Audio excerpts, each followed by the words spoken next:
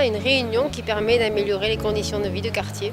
Personnes qui se réunissent pour développer, pour exposer un petit problème, un souci ou avoir, enfin j'imagine.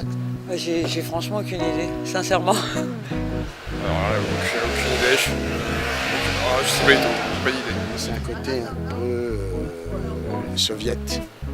Soviète, conseil de quartier. Je suppose que c'est quelqu'un qui représente le conseil municipal dans chacun des quartiers, non?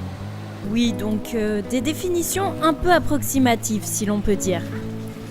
Mais alors, qu'est-ce réellement qu'un conseil de quartier ? Pour en savoir un peu plus, nous partons à la rencontre de Robert, un inconditionnel du quartier de la Négresse. On se trouve au 117 avenue Kennedy. Je suis né à cette fenêtre de ma maison natale, si vous voulez. J'ai 80 ans et je suis toujours là. Depuis 5 ans, il est même devenu conseiller de quartier et œuvre ainsi à apporter de petites améliorations dans le quotidien des habitants. Alors là, c'est la réalisation que nous avons réussi à avoir avec la mairie, de faire les arrêts minutes, parce que c'était un problème avant. Ça allait encore un peu, mais ça s'est beaucoup amélioré. À quelques pas de là, la permanence du conseil de quartier de la Négresse. Robert y retrouve d'autres conseillers sortants. Une certaine complicité unit cette fine équipe. Ah voilà, la bulle. Ce groupe est à l'origine de la fête des enfants du lac Marion, un événement devenu incontournable et qui compte déjà 3 éditions. Partie d'une idée de faire une fête, quelque chose de festif, où il y aurait effectivement une façon de mettre en valeur quand même les richesses du territoire. Au départ, on ne savait pas ce que ça allait donner, quoi. Absolument, oui. Au mois de mai, une fête comme ça. On a été très agréablement surprise de voir des mamans avec des poussettes, des landaux. On se disait, bon, mais ça y est, les années qui vont suivre vont fidéliser un public. Oui. Quoi. Ça nous donne aussi confiance. Voilà, c'est ça. Voilà. On sait qu'on peut travailler ensemble. Oui, voilà. Conseil de quartier, mairie et habitants. Et oui, c'est donc ça les conseils de quartier. Faire le lien entre la mairie et les habitants, être à l'écoute des citoyens et apporter leur expertise d'usage pour rendre les projets municipaux en adéquation avec le quotidien des habitants. Pour cela, la ville a été divisée en 6 conseils de quartier. Grâce à ces conseils, aujourd'hui, plusieurs exemples de réalisation. Des navettes gratuites facilitent les déplacements. Ici, un square a été aménagé. Là, une exposition de dessins d'enfants a été organisée sur le thème des incivilités. Enfin bref, beaucoup d'autres initiatives ont été mises en place et touchent un certain nombre de biarros. Mais pour que les conseils de quartier soient le plus à même de répondre aux besoins des habitants, encore faut-il qu'ils soient représentatifs de la population. Nicolas a 24 ans, c'est le plus jeune conseiller sortant. Sa commission gère les quartiers de Bibi-Beau-Rivage, Milady et Colline.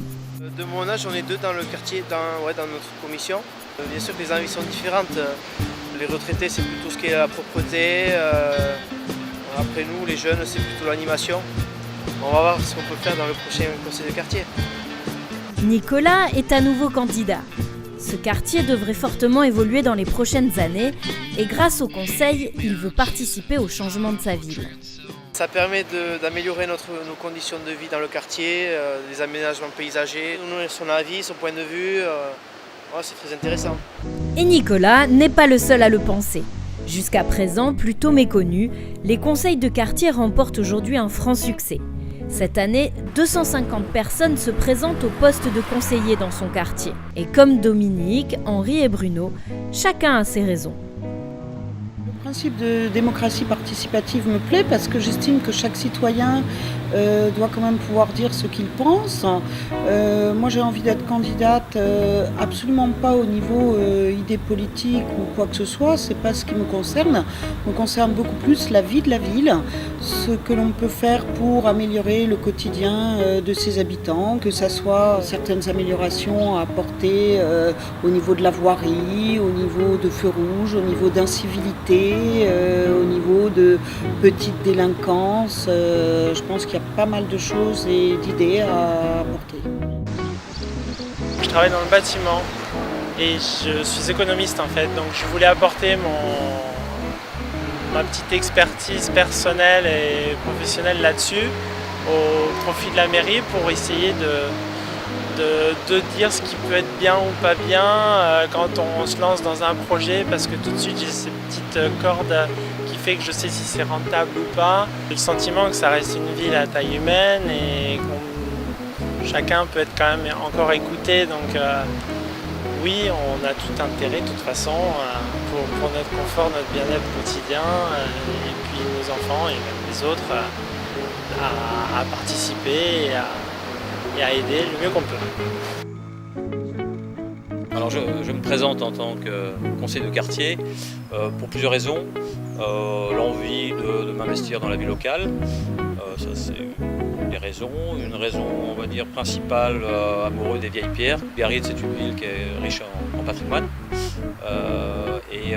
Arrivant dans un quartier avec de belles propriétés aux alentours, l'envie de préserver cet environnement, ou en tout cas d'essayer de trouver des solutions avec les différents acteurs, à la fois économiques, urbains, de façon à harmoniser le quartier, participer à toute cette réflexion.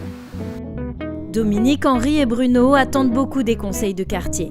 À Biarritz, la démocratie participative est donc en marche et maintenant, c'est aux nouveaux conseillers d'agir.